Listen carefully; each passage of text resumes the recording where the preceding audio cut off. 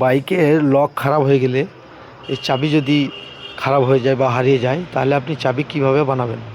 আপনার কাছে যদি কোনো চাবি থাকে তাহলে সেই চাবিটাকে দেখুন আমি যেভাবে খুলছি দেখলেন, সাইডে পাতলা স্ক্রুড্রাইভার দিয়ে ভরে একটু অন্য স্ক্রুড্রাইভার দিয়ে ছেড়ে দিলে এই প্লাস্টিকটা খুলে যাবে। দেখুন এভাবে খুলে দেবেন। খোলার পর এই লকটাকে বের করে নেবেন। এর ভিতরে যে লকটা থাকে, এই ভিতরে এই লকটাকে পাতলা ছোটো সরু স্ক্রুড্রাইভার দিয়ে ওটাকে টিপে ধরতে হবে, তাহলেই বেরিয়ে যাবে। ওটা এখন টিপে দিলাম, এখন বেরিয়ে যাবে। দেখুন বেরিয়ে গেছে। তো এখন চাবিটা এর মধ্যে যখন ঢোকাবেন, অন্য চাবি যখন আপনি দিবেন এর মধ্যে, তো আমি একটু তেল দিয়ে আগে পরিষ্কার করে নিলাম। তো এই চাবিটা বসিয়ে এই দেখুন লকগুলো এক দুটো করে উঠে রয়েছে উপরে, তা যেটা উঠে আছে সেটা খুলে নেবো আমি। খুলে নেওয়ার পর চাবিটা আবার ঢুকিয়ে দেখবো যে কোন ঘরটা বসে আছে।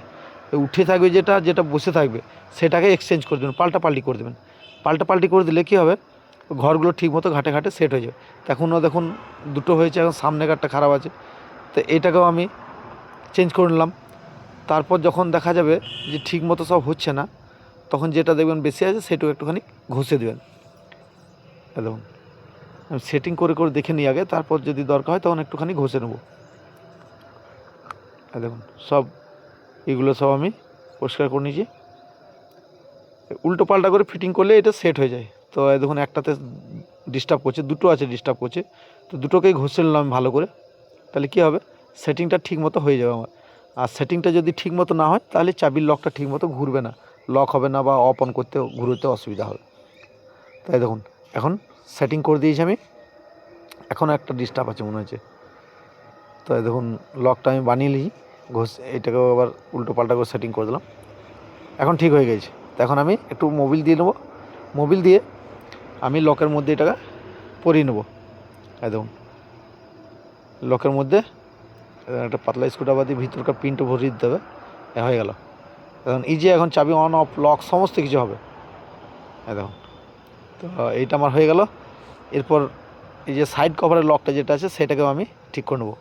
এটা তো হয়ে গেল। এবার সাইড কভার লকটা, এই সাইড কভার লকটা খোলার জন্য আপনাকে দেখুন একটা ফুটো করা আছে এখানে। তো এইখানে কিন্তু লকের যেটা টিপে ধরে বার করতে হয় সেটা নাই, এর ঠিক অপোজিট টাইপে আমাকে একটা ফুটো করতে হবে।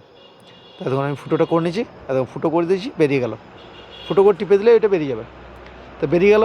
এখন এটাতেও আমাকে একটু উল্টো পাল্টা করতে হবে। দেখুন এই ঘাটগুলোকে উল্টো পাল্টা করে দিলে সেট হয়ে যাবে। দেখুন তো এটাও একটু ঘষতে হবে মনে হচ্ছে, তো ঘষে নিয়ে আমি ঘষে দিলাম। দেখুন এখন ঠিক হয়ে গেছে, এখন লাগিয়ে দেবো আমি, একদম ফিটিং হয়ে যাবে। তো থ্যাংক ইউ। আমার ভিডিও আপনাদের ভালো লাগলে লাইক শেয়ার কমেন্ট করবেন।